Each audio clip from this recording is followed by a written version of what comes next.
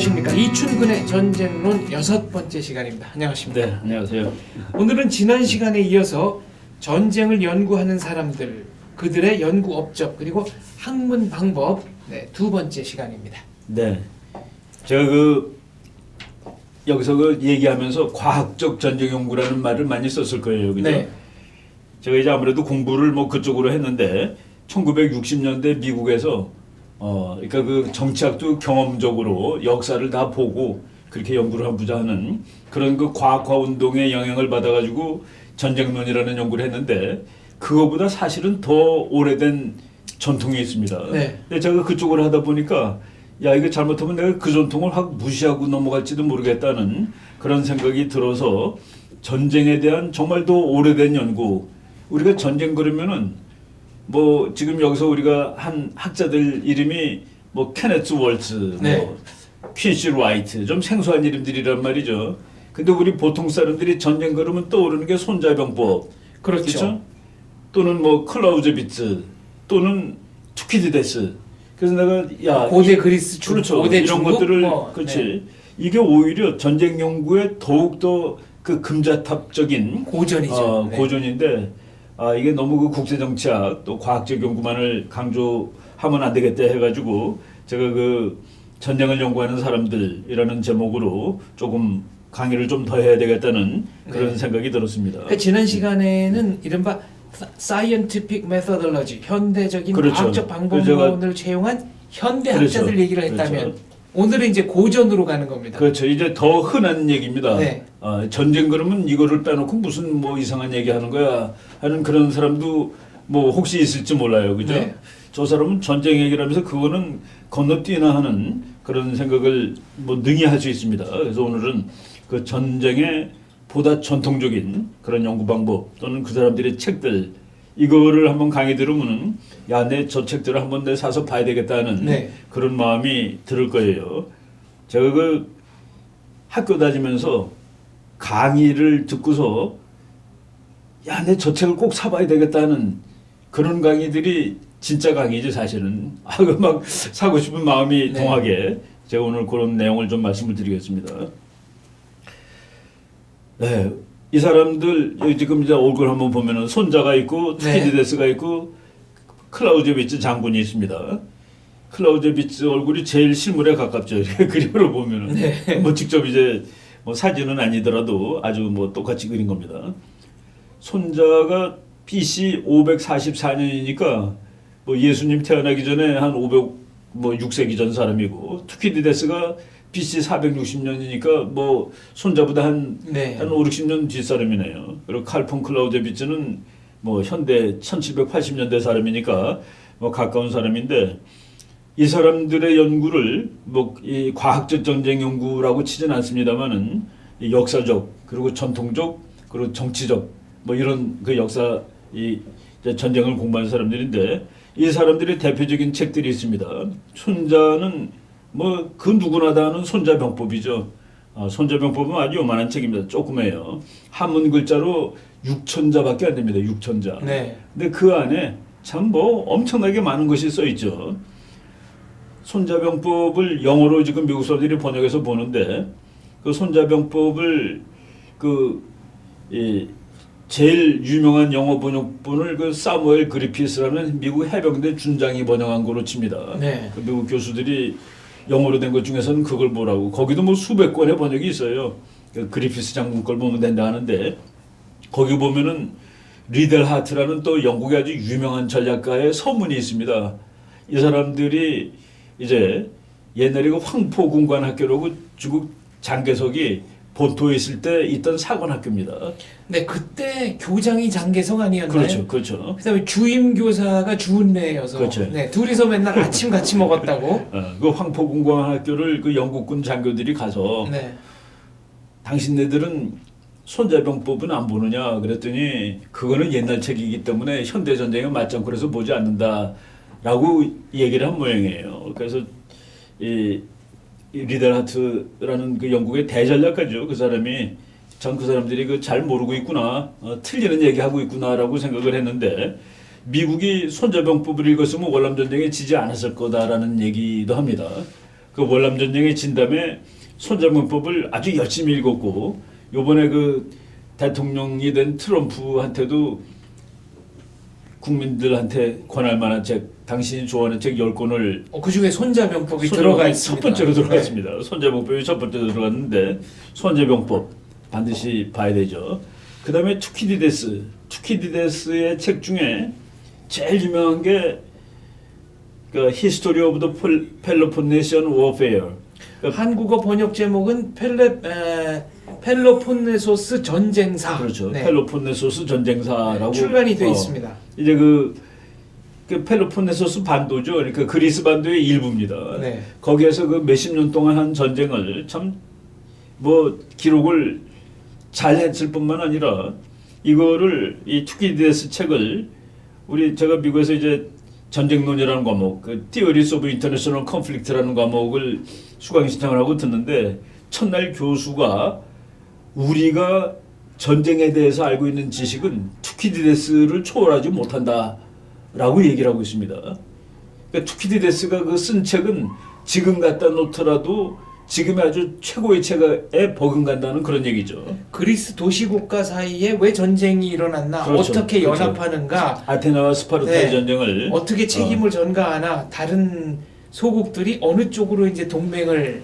그렇죠. 맺나. 네. 그러니까 그 당시에 전쟁이 왜 일어났고 왜 싸우고 어떻게 싸우고 있는가를 분석한 책인데 지금 현대의 미국의 아주 유명한 전쟁론 교수가 네. 내가 이 사람보다 전쟁에 대해서 더 많이 아는지 모르겠다라고 좀 탄식하는 거죠. 탄식. 지금 우리가 투키디데스의 말 아주 제일 중요한 거는 스파르타는 아테네의 힘이 무럭무럭 크는 것을 두고만 볼 수 없었다. 이게 그 책의 전쟁 원인입니다. 스파르타는 아테네의 힘이 무럭무럭 크는 것을 두고 볼 수 없었다. 그 지금 같다 놓으면 미국은 네, 중국의 힘이 힘이 무럭무럭 크는 것을 두고만 볼 수 없는 것 같다. 그래서 그래서 싸움이 나는데 그래갖고 그거를 투키디데스 함정이라고 지금 용어로 쓰는 거죠. 네. 투키디데스 트랩. 그 트랩에 걸린 거야. 한 나라가 막 크면은 원래 있던 나라들이 이거 어떻게 해야 되는 거야? 이거 가만 놔둬도 되는 거야? 뭐 그래가지고 불안하고 그래서 전쟁을 일으키는 거죠. 바로 뭐 2,400년 전에 쓴 책에서 나온 개념이 2015년, 2017년의 국제정치를 설명하는데도 사용될 수 있다는 그런 얘기입니다. 그리고 칼 폰 클라우제비츠 장군의 책인데 이 사람이 프로시아의 그 육군 준장까지 했죠. 그 프로시아 사관학교 교장도 하고 그리고 나폴레옹 전쟁할 때는 러시아로 도망가고 러시아군 장교도 했습니다. 그 당시만 하더라도 네. 참 국가 그 개념이 지금하고 달라요. 그래서 그런데 이 사람이 마음이 무지하게 소심해 철학가인데 글을 이제 다 써놓고서 책을 간행을 못하는 겁니다.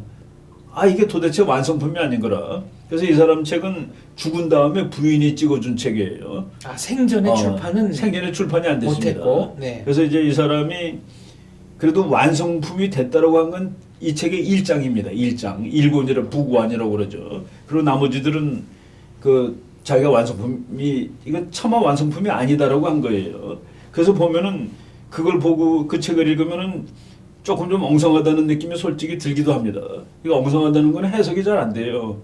이걸 어떻게 해석해야 맞을까 하는 그런 느낌이 드는데 그럼에도 불구하고 이 사람의 그 완성된 일장은 뭐 전쟁에 대한 아주 결정적인 언급을 한 거죠. 전쟁이란 다른 수단에 의한 정치다. 정치의 연속이다. 네. 그건 뭐 아주 불멸의 금원입니다. 그게 손자랑 똑같은 얘기예요. 손자는 뭐라고 그랬냐면은 병자 국지 대사야. 병자 군인 날 때 병이라고 네. 쓰는 겁니다. 병자 전쟁이라는 뜻이죠. 전쟁 또는 군사 이것은 국가의 제일 큰 일이다. 대사다. 네. 그래서 이걸 결코 가볍게 여기면 안 된다. 그래서 군사는 정치의 종속이 되는 겁니다. 정치의 다른 수단에 의한 정치의 연속이다. 국가의 큰 일이다. 바로 그래서 클라우제비츠하고 손자가 이렇게 이 맥락이 맞는 겁니다. 맞아떨어지는 것이죠. 클라우제비치의 책도 클라우제비츠의 전쟁론 이런 전쟁론이죠. 이름으로 번역이 되어 있습니다. 온워, 네. 폼 크리그가 이제 독일 말인데, 하여간 이 세 권은 우리가 전쟁을 공부하는 사람들은 모름지기 이 세 권을 읽지 않으면 안 됩니다. 네. 이걸 안 읽고서 과학적 전쟁 연구 그런 거는 뭔가를 미스하고서 기초 없이 쌓아 올린 건물이다. 기초 없이 네. 쌓는 거죠. 그래서 과학적 전쟁 연구를 하는 사람도 역사에 관한 지식이 없으면 그거는 무너지는 거예요. 네. 그러니까 사상 누각이 되는 것이죠. 그래서 이런 사람들의 책을 읽어야 되는데 우리나라 말로도 뭐 이렇게 번역이 좋은 것들이 최근에 많이 나와 있습니다. 보겠습니다. 요거 그 투키디데스 요것도 이제 한번 잡아주시면은 네. 히스토리 오브 더 펠로폰 네션 워 이거 펭귄 클래식으로도 돼 있고 하여간 뭐 종류가 많아요. 네. 뭐 좋은 책은 뭐 여기저기서 찍으니까. 네, 이게 이제 배경이 당시 그리스에서 유행하던 흑도라고 그래서 검은색 바탕에 이런 식의 이제 그림을 그려놓은 도자기죠. 이게 그렇습니까? 도자기 파편 중에 예, 전쟁 부분을 묘사한 대목을 표지로 쓴 겁니다. 역시 그 저 이제 문화사 쪽으로 네, 접근을 하니까. 이게 이 장창 뭐 네. 이 장창이 길이가 3.6m인가 뭐 그랬습니다. 거의. 네. 뭐 이거 그 그림이군요. 그 다음에 요게 이제 이 클라우제비츠 책도 무지하게 많아요. 영어로 번역한 게 많은데 요 책이 나온 지는 그렇게 오래되지 않았습니다. 그러니까 온화해가지고 이 책이 프린스턴 대학 출판사에서 나온 건데 그러니까 마이클 하워드, 피터 파렛이라는 그러니까 뭐 당대 클라우제비츠 연구의 1인자입니다. 이 사람들이. 그래서 이 책이 나왔을 때 누가 서평을 했는데 이제 클라우제비츠의 전쟁론이 어려워서 못 읽었다는 핑계를 댈 수 없게 되었다. 네. 라는 책입니다. 그 앞에 뭐 이 앞에 그냥 그 해설을 쭉 했어요. 이게 여러 학자들이 이 책이 어떻게 쓰여졌고 그 내용이 뭐고 그리고 이제 본문이 그 뒤에 있는데 뭐 한 700페이지쯤 되는 큼직한 책입니다. 제가 이거를 다 읽고 나니까 감명스럽더라고요. 이게 감동이 오는 거지. 그래갖고 맨 뒤에다가 몇 월 며칠 몇 시 몇 분에 다 읽다라고 이렇게 써놨습니다. 이 책은. 네, 지금 프러시아라 그러면은 이제 지금의 독일, 갈갈이 이제 갈라져 있던 독일을 하나로 통일하면서 그렇죠. 이게 독일이 많을 때는 거의 900개까지 있었습니다. 그 네. 조그만 그 게르만 도시국가, 그렇죠. 뭐, 네, 그렇죠. 영지 등등 해서 옛날에 지금은 그런 것들 없는 것 같은데 옛날에 뭐 옛날이라기보다 한 20년 전쯤에 보면은 네. 그 맥주집들 호프집들이 많았잖아요. 네. 그 호프집에 가 보면은 그 벽에 그림이 이렇게 걸려 있는데 성 하나 있고 밑에 이제 라인강 흐르는 네. 그 성이 나라입니다. 거기 한은 나라인데 그 성은 어떻게 먹고 사느냐? 거기 배들 지나가는 데도 세금 뜯는 네, 거예요. 통행료를 받죠. 통행료. 네. 그런 것들이 900개까지 있었습니다. 그거를 프로시아가 하나로 만들어 놓은 네. 것이죠. 그때 이제 마지막으로 그 다 통합해서 독일 제국을 건설하는 게 비스마르크고. 철혈 재상 그렇죠. 비스마르크. 그 비스마르크보다 이제 한참 윗사람이지만 네. 클라우제비츠가 바로 그 당시에 독일 국가 중에서는 제일 강한 네. 프로시아의 그 이 장군이었는데 네. 이 사람은 나폴레옹 전술에 무지하게 감동을 받은 사람입니다. 그래서 나폴레옹의 전쟁을 보고 그 전쟁 철학 이건 뭐 거의 전쟁 철학 수준에 해당되는 책인데 이 책을 우리나라에서 직역한 것은 안 나온 것 같아요 아직 이 책을 번역한 거는. 근데 그 최근에 독일어를 보고서 독일어로 번역한 책이 나왔더라고요. 아, 그 전까지는 이제 뭐 일본어나 영어 중역판. 그렇죠. 보통 이제 네. 영어 또는 일본어 중역판인데 이 마이클 하워드의 번역본을 한글로 번역했더라도 영어 그러니까 독일어, 영어, 한국어가 네. 되니까 좀 뭐 건너뛰잖아요. 근데 최근에 그러니까 그 독일어를 직접 번역한 책이 나온 것 같아요. 네. 그 책도 잠깐 소개를 하겠습니다. 이제 프러시아라 그러면은 보불 전쟁할 때 그 보가 바로 보가 프러시아죠. 네, 프러시아고 네, 네. 프러시아의 발상지는 지금 현재는 폴란드 영토 안에 그렇죠. 네, 있습니다. 독일이 뭐 네. 컸으니까. 네, 독일이 지금 2차 대전 이후에 이제 축소가 되면서 네. 그렇죠. 그 프러시아라는 나라가 그게 요새 거로 치면은 아마 스파르타 같은 그 기풍이 있던 나라 같아요. 그죠? 네. 아주 그 전쟁 잘하고 네. 그리고 저가 요 책 뭐 이제 이 책이 말이죠. 지금 아직은 이런 책들은 우리가 그 같이 공부를 해도 좋은 책들 같아요. 네. 이 책이 이제 방대하기 때문에 그냥 뭐 혼자서 읽기보다도 여러 명이서 함께 읽으면서 이제 서로 해설하고 네. 그러면 되는데 더 랜드마크 투키디데스라고 해가지고 이거는 펠로폰네소스 전쟁사 해설집입니다. 네. 그러니까 본문 나오고 옆에 설명한 거. 거기 뭐 우리가 그 몇천 년 전 역사를 보고 잘 모르니까 이름도 딱 그렇고. 그렇죠. 배경 설명 그렇죠. 없이는 네. 우리 성경책도 보면은 옆에 이렇게 다 그 그래서 각주나 미주가 강해라고 그러나요, 네. 그거를. 그런 거 비슷한 책이 나왔어요. 그래서 랜드마크 투키디데스 해가지고 이런 이 본문 옆에 이제 해설을 붙여놓은 거가 있는데 저는 이제 뭐 가끔가다 이제 이걸 봅니다. 그 한국말로 네. 그 아직 소개 안 했죠? 네. 근데 이 책이 국문으로도 아주 좋은 거가 나왔어요, 최근에. 예. 천병이라는 이분이 그 그리스 고전을 아주 전문적으로 번역하시는 뭐 아주 노학자죠. 근데 이분이 투키디데스의 그 펠로폰네소스 전쟁사를 네. 최근에 번역을 했습니다. 나온 지 뭐 몇 년 안 되죠. 그리고 제가 이 책으로는 한번 쭉 읽어봤는데 읽기도 아주 뭐 편하게 되어 있는 것 같습니다. 그리고 지금 제가 소개한 게 독일어를 직접 원전으로 번역한 책이더라고요. 이거는 영어로 이제 한번 왔던 것이 아니고 네. 옛날에 나왔던 책들은 일본어를 번역한 거였습니다. 보니까 제가 뭐 한참 전에 읽은 거는 일본어를 번역한 거예요. 나중에 이제 확인해 보니까. 네, 지금 이 책은 이제 전쟁론 이거는, 클라우제비츠의 그렇죠. 전쟁론. 지금 네. 책이 두꺼워서 그러니까 이게 한 권으로 번역이 안 돼가지고 세 권으로 이렇게 한 건데 이게 한 권으로도 돼 있는 것 같더라고요. 얼마 전에 내가 그 교보문고 지나가다 보니까 이런 책들 뭐 이거는 모름지기 전쟁을 공부하는 사람은 반드시 뭐 만져는 봐야 되는 책입니다. 우리 교수님이 옛날에 이건 너네들 읽지 못하더라도 만져는 봐야 해가지고 소식에 와가지고 한 번씩 만져보게 한 뭐 그런 책이죠. 아까 고전 말씀하시니까 이 그리스 비극의 경우는 지금 우리가 이해하는데 전혀 문제가 없습니다. 아 그렇습니까? 근데 희극의 경우는 왜 웃긴지 모르는 경우가 많습니다. 왜냐하면은 당대 사람들한테는 그게 잘 알려진 사실이고 그거를 비트는 게 재밌지만 지금은 그렇죠. 우리가 이제 그 지식이 없으니까 네. 근데 그 비극은 어떻게 다 쉽게 이해가 되는 뭐 비극은 같은 건가요? 그때는 비극은 말하자면 그런 전제 없이도 네, 어. 같이 공감할 수 있는 거고요. 그렇군요. 뭐 전쟁론은 뭐 옛날이나 지금이나 전부 다 힘든 거니까 아픈 거고 뭐 쉽지는 않습니다만은 그래도 읽어보면서 네. 이제 이 핵심적인 문장을 찾아내면 되는 거죠. 그리고 이제 우리가 공부를 하면서 야 이거 읽었는데 모르겠다는데 별로 이렇게 애통해할 필요 없습니다. 아는 것만큼 알면 되는 거예요. 네. 어떻게 100%를 다 알겠습니까, 그죠? 어떤 수학책 보면 한 페이지도 모르는데 아예 들어가지를 못하지. 근데 이제 이걸 보면서 우리 교수님이 그러더라고요. 이해하는 만큼 이해하면 되는 거다. 이걸 어떻게 원저자의 뜻을 100%를 알겠냐? 그러니까 해설이 네. 나오는 거죠, 그죠? 이게 좀 비과학적인 얘기긴 한데 제 경우에는 영어로 된 원전 그냥 이렇게 무슨 소리인지 모르면서 막 넘겨만 봐도 그게 안 본 것보다는 훨씬 낫습니다. 아 그러면. 네. 그러니까 급할 때는 건너뛰어도 됩니다. 건너뛰어도 되고 그 눈에 들어오는 글자 읽어도 네. 되고 그러는데 그러니까 뭐 정독을 한 책이 있고 정말 한 시간에 뭐 5페이지를 볼 책도 있고 네. 한 시간에 30페이지 볼 책도 있고 그런 것이죠.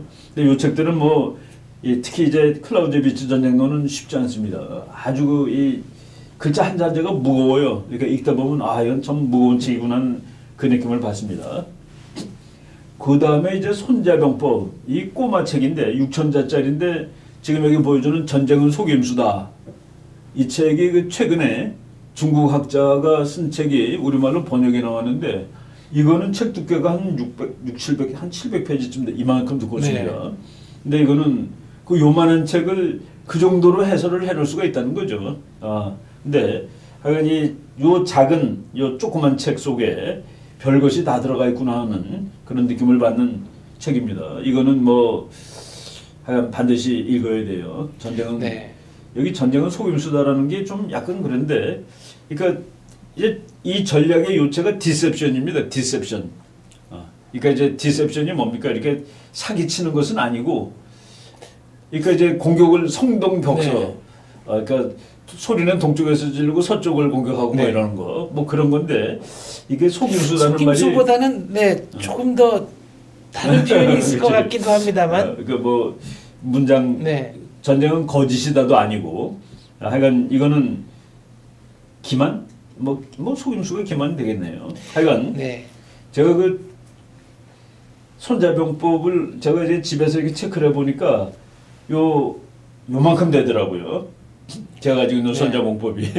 그러니까 각각 다른 다른 번역본으로 거로, 다른 거로. 연구서로 뭐 영어 책도 몇 권 되고, 뭐 일본 것도 몇 권 있고, 그 우리 것도 뭐 여러 권 그거 하여튼 거의 한 이만큼쯤 되는 것 같아요.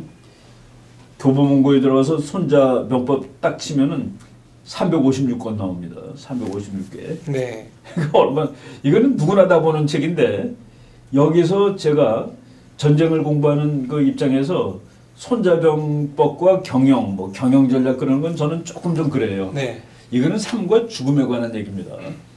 국가의 그 대사고 전쟁의 이야기지 경영에서는 2등이 있는데 전쟁은 2등이 없어요. 전쟁에서 2등 되면 지는 거죠. 그러니까 그건 한나라 이기는 거니까. 그래서 요거를 이제 뭐 아무래도 뭐 적용을 할 수가 있겠죠, 물론.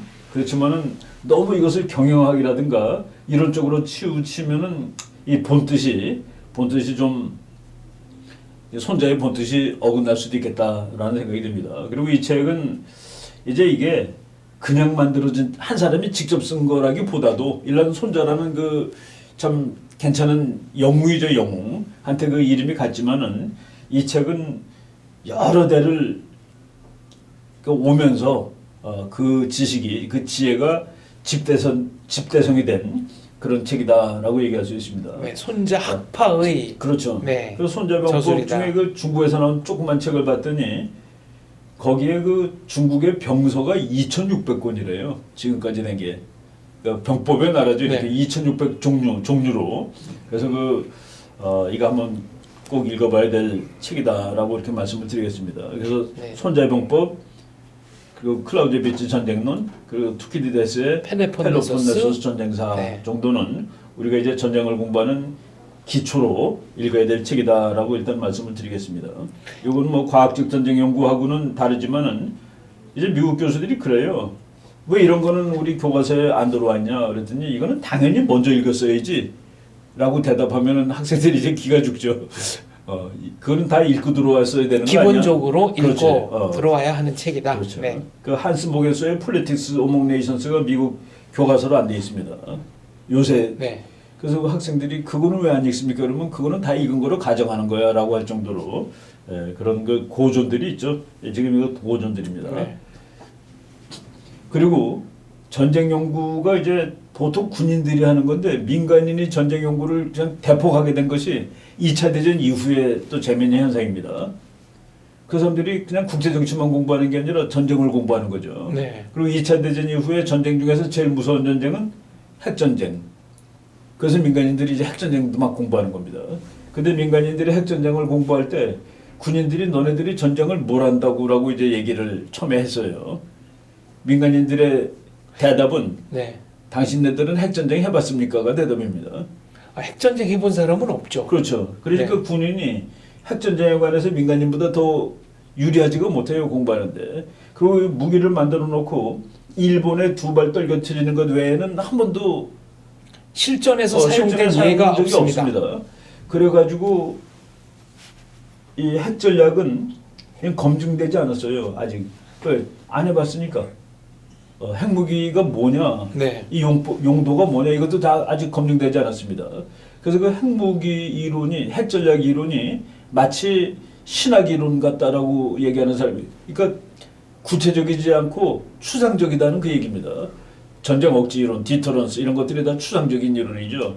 그래가지고 이제 거기서 유명한 사람들 나오죠. 버나드 브로디 같은 사람. 여기 지금 이 사진 한번.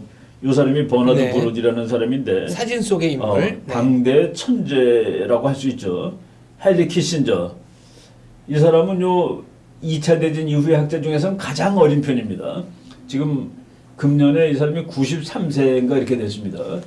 그리고 허먼 칸은 아마 이름 들어본 사람이 조금 있을 거예요. 여기 저 연세가 좀 되신 분은 그거 들어보지는 것 같다 하는데 아주 뚱뚱한 사람인데 이 사람은 그 미국 육군 들어갈 때 이렇게 시험을 봅니다. IQ 테스트.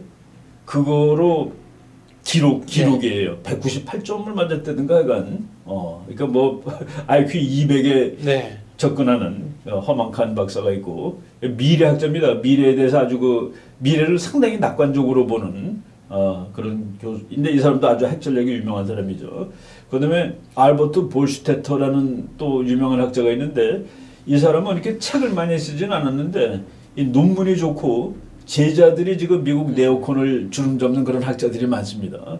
그래서 이런 사람들이 2차 대전 끝난 다음에 이제 미국의 핵전략을 만드는 거예요. 민간인들이. 그래서 그 랜드 연구소라든가 또는 뭐 하여간 그 핵전략 연구하는 프린스턴 대학 뭐 국제 뭐 고등 국제 정치 국제 문제 연구소라든가 이런 데서 이제 그 얘기를 하는데 그래서 심지어는 요 버나드 브로디의 별명이 아메리칸 클라우드 빛이었습니다. 미국 사람들이 그 미국이 지금 세계에서 제일 강한 나라고 군사력도 제일 센 나라인데 미국은 전쟁에 대해서 사실은 그렇게 고전적인 연구를 하질 네. 않았죠. 그 뭐 역사도 짧고 뭐 클라우제비츠가 있을 땐 미국이란 나라 그냥 생긴 후인가요? 그러니까 1800년대니까 미국이 아주 젊었을 때네. 그래가지고 요 사람들이 이 알버트 볼스테드는 말하자면 핵 억지 전략의 이반자다. 네, 이런 평가를 받는 거죠. 이 사람들이 그 핵무기의 효용을 네. 이 사람들은 공통으로 일치하는 거가 그건 쓰면 안 되는 무기다. 핵무기는 갖고 있는 거로 그거로 끝이지.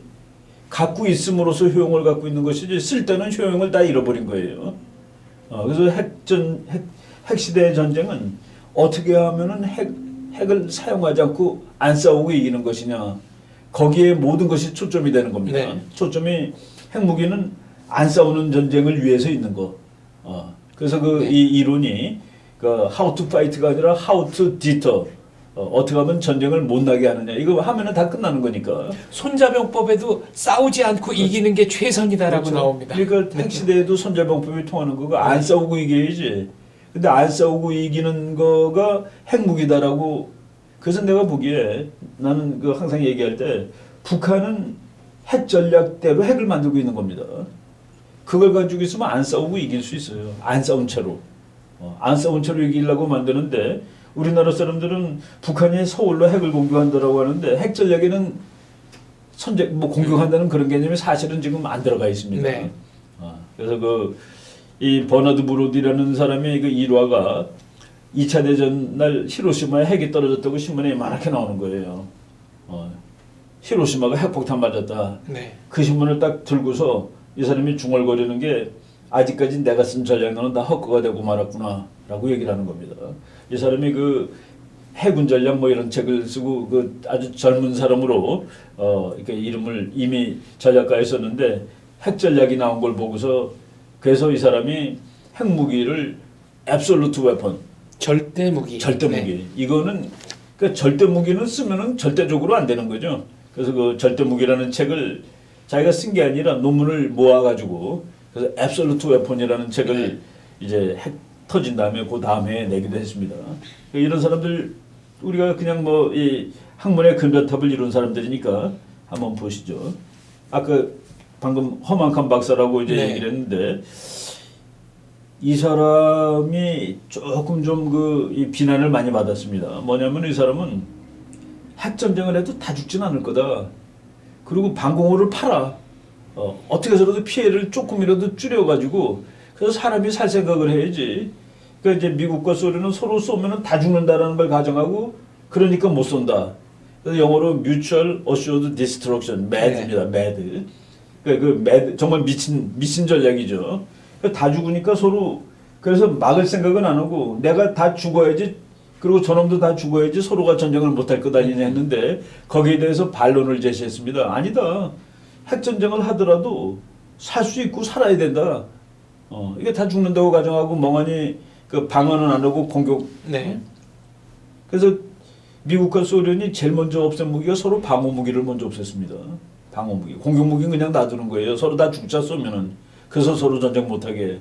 그 논리가 안 맞는다라고 허만칸 박사가 얘기를 했고 이 사람이 온 서모니클리어 워라는 책 쓰고서 뭐 무지하게 비난을 받았죠. 이 책의 핵심은 지구상에 있는 모든 핵무기가 설령 다 터진다 해도 인류가 멸망하지는 않는다. 멸망하지 않는다라고 쓴 책입니다. 였습니다.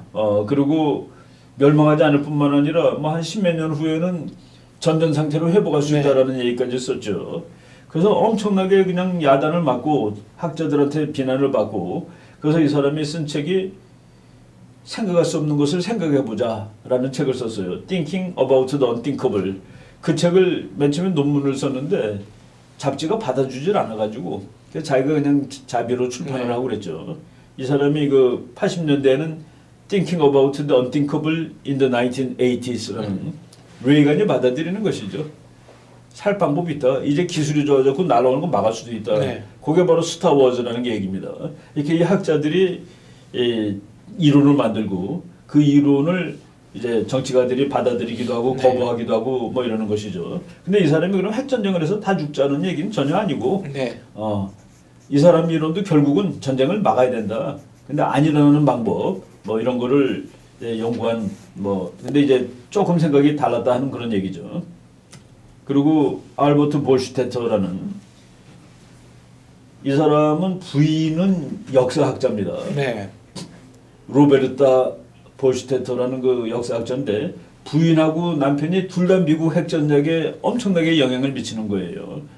바로 작년 11월 달에 하버드 대학에서 The Cold World They Made 이분하고 볼슈테터하고 그 부인이 차가운 세상을 만들었던데 이 사람도 좀 공격적 현실주의자 비슷해요. 콜드월드는 냉전 세계를 말하는 그렇죠. 건가요? 이 책에서? 네. 그러니까 제가 그랬죠. 이 핵전략 이론은 사실은 네. 이 검증이 되지 않고 역사적으로도 없고 그러니까 상상의 세계입니다. 근데 상상의 세계를 이제 이분들이 한 상상은 대비해야 된다. 그리고 싸울 수도 있는 거 아니냐 최악의 경우에. 그래서 이분이 쓴 논문 중에 아주 유명한 거가 우리 뭐 다 이제 공부하고 그랬는데 The Delicate Balance of Terror. 테러의 미묘한 균형. 그러니까 네. 그 위험하지만은 이거를 균형을 유지할 수 있고, 그러니까 핵무기를 이거는 아예 안 쓰는 거야 됐는데 여기서는 혹시 쓸 수도 있는 거 아니야 하는 그런 개념입니다. 그래서 이 볼슈테터하고 허만칸 박사가 이제 한쪽 계열로 들어가죠. 조금 네. 공세적인 학자들로. 실제로 있으니까 쓸 수도 있다고 가정해야 그렇죠. 되지 않느냐. 네. 그리고 뭐 막을 방법도 생각해야 된다. 그러니까 방공호 만들어 가지고 뭐 숨을 생각을 해야지 왜 다 죽겠다라고 그러느냐는 그 얘기입니다. 레이건 대통령이 그러니까 우주 전쟁 그걸 레이건 대통령의 계획을 스타워즈라고 막 얘기하고 그랬죠. 그거 하면서 왜 다 죽는다고 가정하냐? 살 수 있는 방법을 찾아야지. 그러니까 이때는 핵전쟁을 해서 살 수 있다는 얘기를 하는 것 자체가 근기가 되는 것이죠. 그런 얘기하는 사람은 무언가 조금 좀 이상한 사람. 그 닥터 스트레인지 러브인가 네. 뭐 그런 영화 있죠. 네. 핵전쟁하고 막 네. 그래서 이 닥터 스트레인지 러브를 상징하는 사람이 볼슈테터하고 방금 말한 허먼칸입니다. 네. 이 사람들은 근데 그렇다고 이 사람들이 핵전쟁을 하자는 아니에요. 그러니까 발라스 오브 테러 핵무기를 정말 활용해가지고 공포의 균형을 유지해가지고 뭐 이런 얘기죠.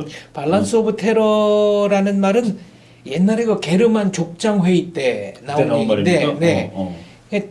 게르만 족장 회의가 의외로 평화롭게 끝났답니다. 할 때마다 이유는 모든 사람이 칼을 차고 들어갔기 때문에 그치. 욕을 하거나 화를 내는 순간 어디서 언제 맞아요. 칼이 날라올지 모른다는 거죠. 그래서 그러니까 공포의 균형, 밸런스 오브 테러. 네.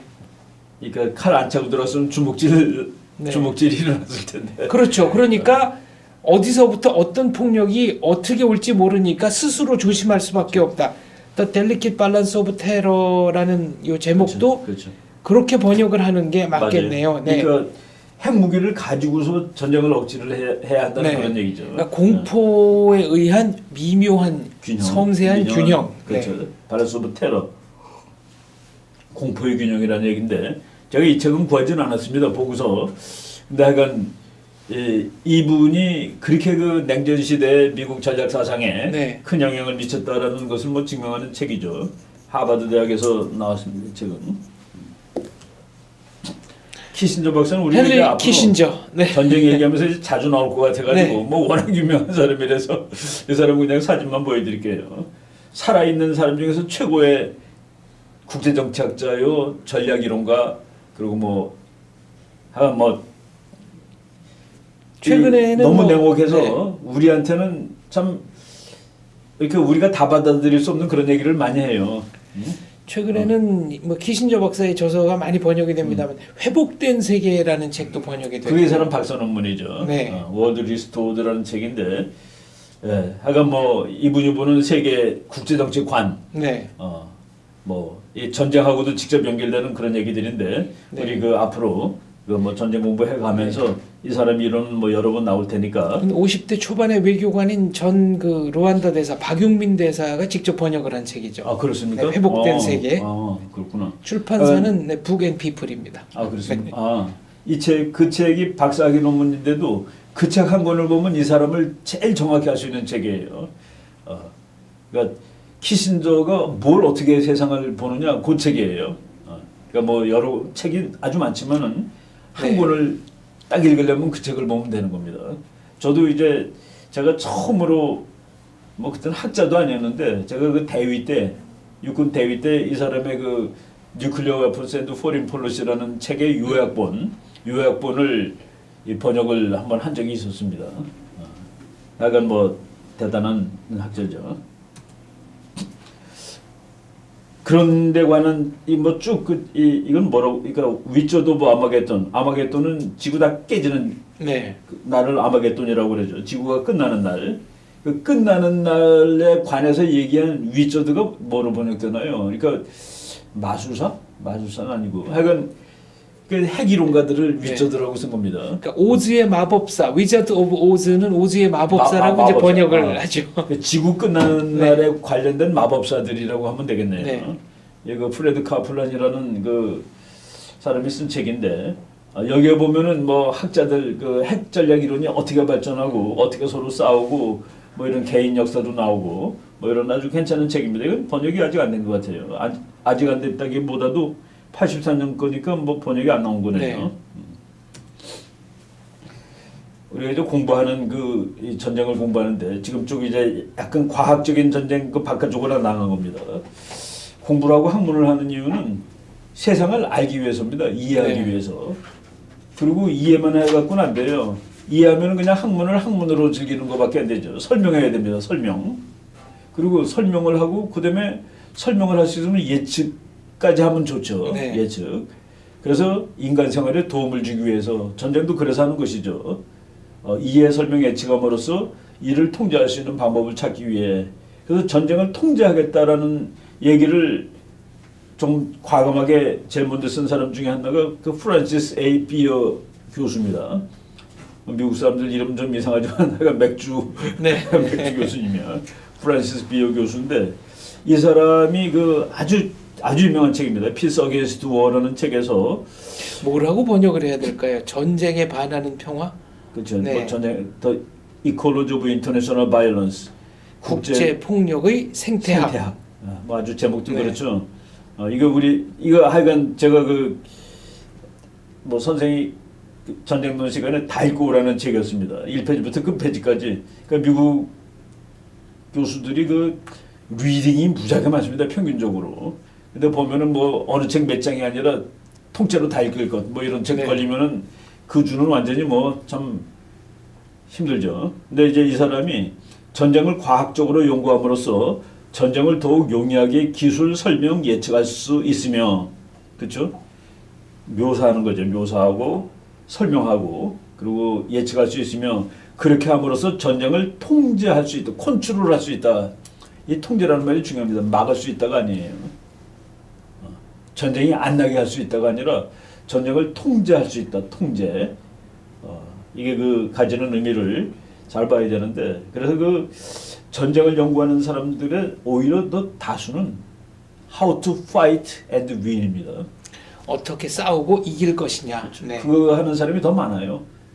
그냥 이제 학자들은 우리는 뭐 전쟁을 어떻게 싸우면 이길 것이라는 그 전략론, 전술론을 공부하는 건 아닌데 네. 전쟁이라는 그 국가 간의 폭력 현상을 이제 한번 국제 정치적으로 그리고 또 우리나라의 국가 안보에 뭐 도움이 되기 네. 위해서 그렇게 얘기하는 네. 건데 전쟁을 네. 통제할 수 있을 것이다. 요맥락에서 컨트롤, 영어의 컨트롤이라는 것은 우리의 능력 안에서라는 걸 전제로 깔고 있는 단어 아니겠습니까? 그렇겠죠. 네. 예. 능력 우리가- 바깥으로 벗어나는 그렇죠. 건 컨트롤이라고 안 하고요. 그렇죠. 예. 우리가 카트리나 같은 거는 막을 수는 없죠. 네. 그 지진도 막을 수는 없고 다만 통제할 수는 있습니다. 왔을 때 인명 피해를 줄인다든가 빨리 회복할 수 있는 방법을 찾는다든가 뭐 이런 걸 하는 것이죠. 그러니까 이제 이 보면은 이분도 이제 그 에콜로지가 생태학인데 이 생태계에서 전쟁이라는 것을 완전히 박멸시킬 수가 없다라는 그런 네. 이 어썸션을 그런 가정을 깔고서 그래서 컨트롤이라는 용어를 사용했구나라는 전쟁은 질병과 비슷한 것이다. 그렇죠. 네. 전쟁을 질병에 비유를 하고 그러니까 그거는 해피한 건 아니에요. 보면은 그거는 화가 나고 네. 나쁜 거고 그런데 과학적으로 연구함으로써 잘 통제할 수 있다. 이게 나는 학문화는 그 원천이라고 생각을 합니다. 그런데 전쟁을 공부하면은 전쟁이 정말로 잘 이해됩니까?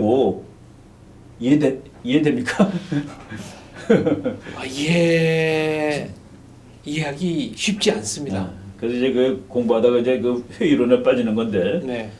수많은 전쟁 연구가 있었다. 전쟁에 관한 책이 제가 그냥 뭐 다 읽지는 않지만 책 사는 걸 아주 즐기는 편인데 전쟁에 관한 책이 그 60cm짜리 책꽂이 그 대형 책꽂이죠. 그거로 한 12개쯤 있습니다. 이게 몇 권쯤 되나요 그러면? 뭐 하여간 뭐 한 몇천 권 되는데 이걸 다 읽으면 전쟁에 대해서 통달할까? 그렇진 않아요. 오히려 더 혼란스러워지지 혼란되죠. 않을까요? 네. 그래서 이제 수많은 전쟁 연구가 있었는데 우리는 진정 평화를 얻었는가? 아니죠. 아직 평화 얻지 못했습니다. 그래서 이제 근데 공부를 편견 혹은 선입견을 가지지 않는 객관적 연구를 해야 된다. 객관적으로 보도록 노력을 해야 된다는 그런 얘기입니다. 제가 우리 베나 TV 국제정치 선생님이 그런 얘기했을 거예요. 그 국제정치학자 중에서 이스라엘 사람들이 많다고. 네. 이스라엘 사람들이 많은 그 사람들이 자기 나라가 2000년 동안 없었기 때문에 전쟁 현상을 객관적으로 봤습니다. 자기 편에 싸우질 않았어요. 자기는 안 싸운 거란 말이지. 그러니까 객관적으로 세계 그걸 보고서 그런 이 국제정치적인 시각을 내린 겁니다. 그래서 이제 객관적 연구는 주로 이제 과학적 전쟁 연구죠. 그래서 전쟁 연구는 아직 평화의 페네시아가 뭡니까 만병통치약. 네. 그러니까 전쟁 연구가 많은데 전쟁 연구를 다 하면 평화가 오느냐? 아직은 그렇진 않다는 그 얘기입니다. 그래서 이 사람은 호주의 역사학자예요. 지오프리 블레인이라는 학자인데 이 사람이 자기 전쟁론 책에서 맨 앞에 부분에 뭐 거의 1페이지에 나온 말입니다. 전쟁을 분석하려는 일은 국가들이 왜 전쟁에 빠져드는가에 관한 수많은 충돌적인 가설들로 인하여 이미 어지러워진 영역에 뛰어들어가는 일과 같다. 네. 그러니까 뭐 이미 막 엉망이라 공부하면 할수록 네. 잘 모르는 거예요. 늪 같은 이미 그냥 뭐 분야군요. A라고 주장하면 아니야 B가 맞아, 네. 아니야 C가 맞지. 근데 내가 공부하는 건 난 D가 맞다라고 얘기하기 위해서 뛰어드는 뭐가 맞니? 그리고 참- 각자 다 주장의 근거들이 튼실하고. 그렇죠. 네. 바로 근데 이 사람이 쓴 코지스 오브 워라는 책은 정말 미국의 최근에 전쟁론 책 보면 수치가 너무 많이 나옵니다. 뭐 이렇게 하여간 암호가 나와요. 네. 수학 암호가. 네. 과학적 전쟁 연구를 해서. 근데 이 사람이 쓴 코지스 오브 워 전쟁의 원인 이란 책은 정말 읽기 쉬운 책인데 그런 거 하나도 없이 정말 아주 결정적인 언급들을 해놓는 거죠.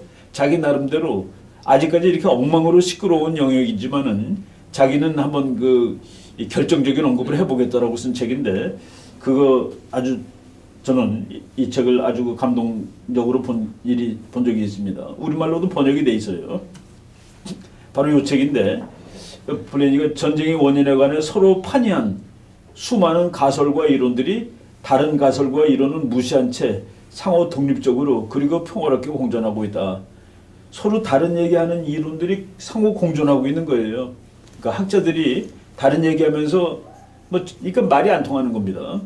이 책에 보면은 그 앞에 얘기할 때 이미 혼란스러워진 영역에 뛰어드는 일이다. 지금 전쟁을 다시 공부한다는 일은. 그리고 이미 서로 판이한 수많은 가설과 이론들이 다른 가설과 이론은 무시한 채 상호 독립적으로 평화롭게 존재하고 있다. 근데 이 사람은 이게 이제 3판까지 나오고 그 다음 판은 안 나오는데 이분이 지금 나이가 한 90 정도 연세가 이렇게 드셨더라고요. 근데 이제 2판을 제가 처음에 읽고 3판은 뭐 이제 2판으로 그 정독을 했는데 하여간 거기에 나온 얘기입니다. 근데 여기서 이 사람은 수많은 이론들 중에서 이게 맞다라는 것을 아주 과감하게 하는데 정말 그거 보면은 너무 설득력 있게 그건 틀리고 이게 맞아 라는 것을 이제 얘기를 했습니다. 우리 그 배나 전쟁론에서는 가급적이면은 이런 것도 있고 저런 것도 있다라기보다는 이게 더 맞는다라고 말하도록 하겠습니다. 네. 저는 뭐 학생들한테 그것도 말이 되지라기보다도 더 말이 되는 거 이렇게 6대 4면은 6짜리 얘기를 강조해서 하는 게 낫지 그 40% 그것도 말 된다라고 하는 것보다 그런 식으로 이제 접근을 할게요. 예를 들어보겠습니다. 국제정치 이론 중에서 아주 누구나 다 아는 이론이 있어요. 세력균형 이론. 세력균형 이론은 뭐냐면은 두 나라가 힘의 균형을 이루어야지 평화가 온다라는 이론입니다. 그렇죠. 그렇죠라고 얘기하시죠, 그죠? 그게 일반 상식에는 부합하는 얘기지 그렇죠. 않습니까? 그게 이제 세력균형 이론, 밸런스 오브 파워 네. 티어리라고 해서 국제정치학 최고의 이론입니다. 그래서 이제 우리나라가 저 나라보다 힘이 약해. 그러면 뭐 해야 됩니까? 힘센 나라와 동맹을 맺고 동맹을 해서 힘을 늘려야 되고 네. 균형을 유지하기 네, 위해서. 합종 연횡이죠. 그렇죠. 네. 또 그게 안 되면은 저 나라가 힘이 세면 나도 힘을 더 늘려야 되고 네. 저 나라가 군사력이 100인데 나는 50이면은 적어도 50은 늘려야 되고 네. 그렇죠. 그게 세력균형 이론이죠. 상식입니다. 상식. 그런데 그리고 이제 그 이론은 우리가 이제 말하는 현실주의 이론입니다. 네. 힘이라는 요인을 강조하니까. 그런데 이 세상의 역사를 보면은 힘이 비슷한 나라끼리 전쟁합니다. 그거는 근데 아니 이길지 질지 모르는데 전쟁을 하나요? 이기는 게 확실할 때 전쟁을 하는 게 아닌가요? 이게 딜레마네요. 이기는 게 예. 확실하면은 전쟁을 안 하죠. 전쟁은 오히려 아픈 거니까. 네. 네. 전쟁은 힘센 나라한테도 아픈 겁니다. 그러니까 미국이 힘이 세지만 미국이 조그만 전쟁하는 거가 안 아픈 게 아니에요. 네. 그러니까 어떤 네. 사람은 그래서 지오프리 블레이니 교수가 뭐냐면은 전쟁은 언제 일어나느냐? Dispute in the measurement of power. 그러니까 우리 장 박사의 나라가 A고 제 나라가 B예요. 네. 근데 둘이 누가 힘이 더 세느냐에 대해서 논쟁이 있어. 모를 때. 네. Dispute in the measurement 네. of power. 누가 더 센지에 대해서 논란이 생겼을 때. 네. 그 측정이 어려울 때. 네. 그러니까 뭡니까? 어려울 실제로 때는 대보자. 그럼 그래서 균형이 이루어졌을 때가 네. 어렵죠. 균형이 이루어졌을 비슷할 때가. 네. 그렇죠. 그래서 이 밸런스 오브 파워 이론을 이 블레이니 교수가 깨는 겁니다. 그러니까 참 과감하게 이게 국제 정치의 대이론인데 제일 큰 이론인데 그거 틀리는 이론이다 하고서 보세요. 이 그림 보면은 지금 이제 해리 트루먼 대통령과 스탈린이 네. 서로 핵을 가지고 요세프 균형을 스탈린. 이뤘죠. 우리가 균형 그러면 저울을 네. 항상 나타내잖아요. 사실 두 사람이 6.25 발발 당시에 미국 대통령, 소련 공산당 그렇죠. 서기장이었습니다. 그렇죠. 뭐 각국의 서로 국가 원수인데 이런 상태가 평화로운 상태냐?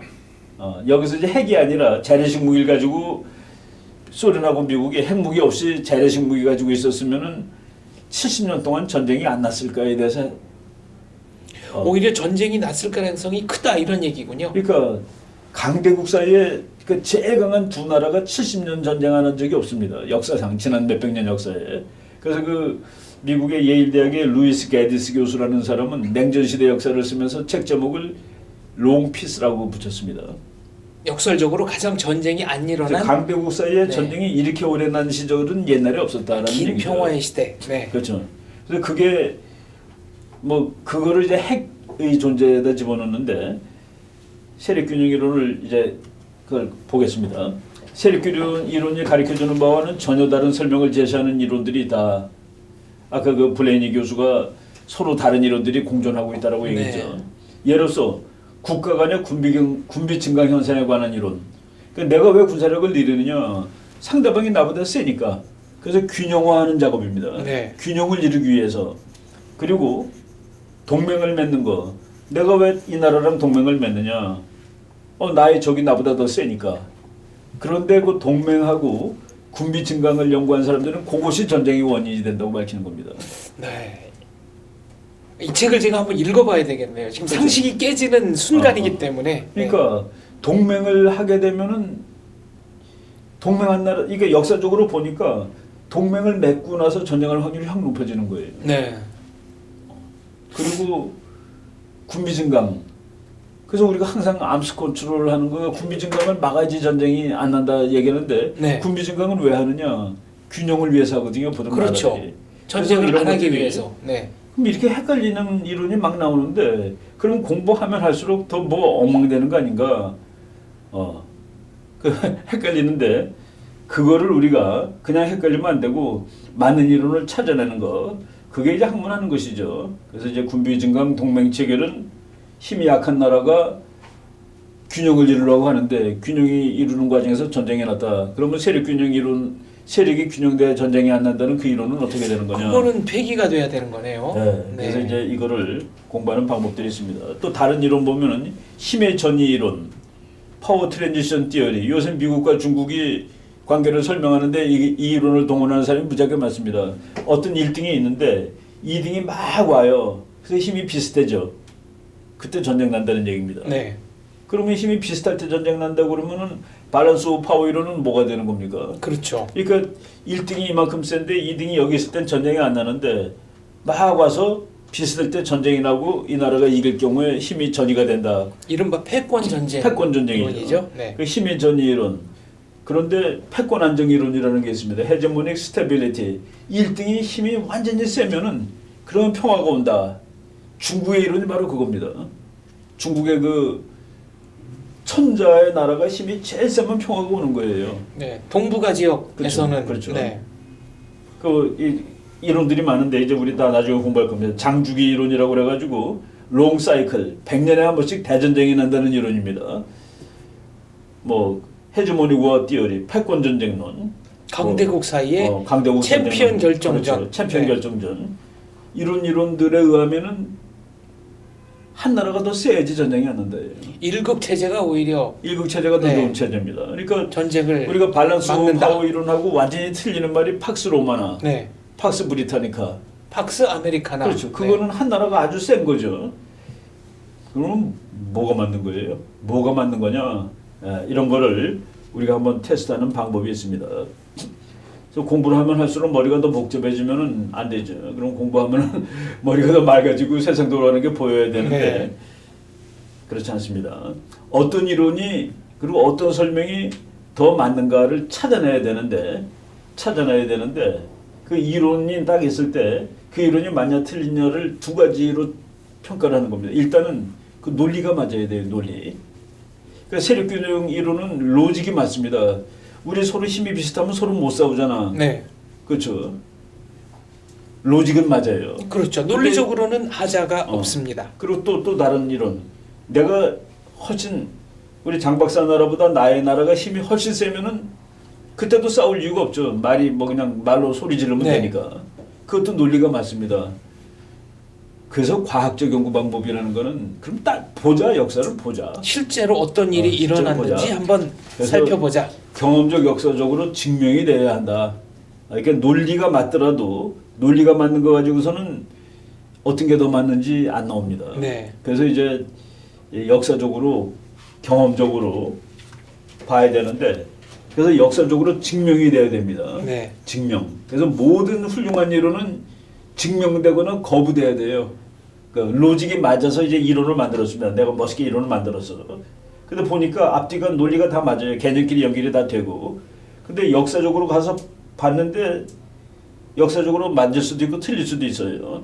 그러니까 이제 역사적으로 검증을 하는 겁니다. 검증이 안 되는 이론들을 음모이론이라고 그러죠. 가설이죠. 네. 음모이론은 그래서 학자들은 안 하는 겁니다. 네. 증명이 안 되니까 만재 틀린 일 알 수가 없어요. 그냥 뭐 점괘가 그렇게 나왔다는 거랑 똑같은 거예요. 음모이론은. 그러니까 이런 이유로 이렇게 될 것이다 라고 얘기를 하고 그것은 검증될 수 있어야 되는 겁니다. 그래서 이게 네. 학문의 방법론이고 그 뭐 과학 철학인데 그 증명되거나 또는 부정되는 그런 언급이래야지 이론이 되는 거예요. 그 이론이 맞을 수도 틀릴 수도 있는데 아예 테스트조차 못하는 거는 이론이 아니다. 그래서 그 뭐 음모 이론 같은 거는 그래서 학문에서는 안 합니다. 그거는 뭐 검증을 못 하잖아요. 네. 그죠? 검증 못 하는 거는 그 아카데믹 띠어리가 아니죠. 이론이 될 수 없다는 그 얘기입니다. 그래서 이거는 뭐 우리 이 학자들이 전부 이제 교과서 쓰고 그럴 때 어떤 훌륭한 이론이라도 진짜 그 이론이 맞으려면은 그 로지컬 테스트, 논리적으로 앞뒤가 맞아야 되고 네. 그리고 임피리컬 테스트를 통과해야 된다. 그래서 우리가 그래서 역사적 접근도 하고 과학적 접근하는 겁니다. 과학적 접근이라는 게 결국은 역사적 접근이 되는 것이죠. 그래서 우리가 이런 측면으로 한번 이제 그래서 그 수많은 이론이 나오는데 그 이론 중에서 뭐가 더 맞고 뭐가 덜 맞고 이러는 거를 이제 공부를 하는 것이죠. 보세요. 이게 그 냉전 끝난 다음에 미국과 러시아의 관계를 그림으로 그렸는데 네. 균형이 깨져버렸죠. 그렇죠. 그럼 미국이 훨씬 강한 나라가 됐습니다. 그러면 전쟁이 나야 되는데 세력균형 이론에 의하면은 전쟁이 안 나잖아요. 그죠? 그렇죠. 네. 그러니까 세력균형 이론은 여기서 그래서 세력균형 이론을 주장하는 우리가 전번에 케네트 월츠라는 사람 한번 얘기했죠. 네. 국가들이 언제까지 힘을 가지려고 하느냐. 자기를 방어할 수 있을 때. 그렇지. 상대방하고 네. 균형을 이룰 때까지. 네. 요게 이제 고전적 현실주의고 상대를 압도할 때까지 갖는다고 하면 이제 공격적 현실주의고. 네. 그러니까 이제 그 케네스 월츠는 그 중간에 방어적 현실주의라고 네. 그러죠. 그러니까 내 힘이 상대방의 공격을 막을 수 있을 만큼 커졌을 때 나는 힘을 들이는 일을 중지한다라고 했는데 케네스 월츠 교수는 냉전 끝난 다음에 이제 봐라. 중국, 일본, 독일 등이 힘을 합쳐서 미국에 대항할 거다. 그런데 그 일이 안 일어난 거예요. 지금 이 그림에서도 보면은 EU가 유럽 연합, 네, EU가 미국 쪽으로 이제 네, 미국 쪽으로 있어가지고 네, 이 시소가 기울면서 미국 쪽으로 가고 있습니다. 여기서 이제 그 스테빌리티라는 개념이 나오는 겁니다. 스테빌리티. 밸런스를 이루면은 흔들흔들하죠. 흔들흔들하잖아. 그렇죠. 네. 이거는 전쟁을 오히려 많이 발생시키는 거예요. 딱 이렇게 돼가지고 시소에 네. 아빠가 앉고 이쪽에는 3살짜리 딸이 앉아서 그러면은 그 시소는 안 움직이죠. 적어도 움직일 일은 없죠. 요거가 바로 스테빌리티가 되는 겁니다. 비슷비슷할 때는 저 다이나믹 에퀴발란스라고 그래서 역동적 평형. 가만히 있는 것처럼 보이지만 사실은 양쪽 다 힘들다. 밸런스는 스테빌리티하고는 다른 네. 말이에요. 그래서 국제 정치는 언제 전쟁이 안 나느냐? 스테빌리티가 생겼을 때 안 나는 겁니다. 안정적일 네. 때. 그래서 안정적일 때는 센 나라가 있고 그 상대방이 약할 때. 그래서 그 이론이 깨져나가는 거죠. 그래서 스테빌리티라는 개념이 이제 도입이 되는 겁니다. 그러니까 그 균형. 그래서 우리가 그 인더 밸런스라는 영화가 있어요. 네. 인더 밸런스는 위태로운 상황을 얘기합니다. 예를 들어서 Earth in the balance 그러면 위기의 지구가 되죠. 그 밸런스라는 거는 삐사하게 움직이잖아요. 네. 그죠? 아무리 저 저울을 같이 100kg을 놓으면은 그놈이 계속 움직입니다. 그죠? 그렇죠. 고정돼 있지 않습니다. 근데 한쪽은 100kg, 한쪽은 5kg은 고정돼 있죠. 그렇죠. 그냥 툭 내려가 버리니까요. 그래서 국제 정치의 그 스테빌리티라는 게 안정이라는 개념이 들어가서 안정돼 있을 때가 전쟁이 덜 난다. 그래서 힘의 균형이 깨졌을 때가 덜 난다는 것이 최근에도 다 수설이 되는 거죠. 알겠습니다. 어느덧 1시간이 훌쩍 지났는데요. 벌써 그렇군요. 오늘도 역시 제가 상식이 깨져 나갔습니다. 손자병법 중에 제가 읽었던 아주 인상 깊은 대목 소개하면서 마무리하겠습니다. 지피지기면 백전백승이라고 알려져 있는데 원문은 이제 지피지기면 백전불태. 그러니까 100번 상대를 알고 나를 알면 100번 싸워도 위태롭지 않다. 저는 이 불태라는 표현에서 손자의 현실 감각이랄까? 그렇죠. 네, 이런 것이 확 느껴져서 이제 굉장히 워낙 유명한 인상적이었습니다. 책들은 잘안 읽잖아요, 그죠? 네. 워낙 유명한 책은 아니는데. 네. 백전백승이라는 말은 아닙니다. 백전백승이라고 그랬으면은 이게 조금 뭔가 그렇죠. 의심스러웠을 텐데 백전불태. 네. 100번 싸워도 위태롭지 않다. 여기가 인간이 할 수 있는 최선의 영역이다라고 저는 이해를 했습니다. 이춘근의 배나강의 전쟁론 다음 시간에 다시 찾아뵙겠습니다. 감사합니다. 예.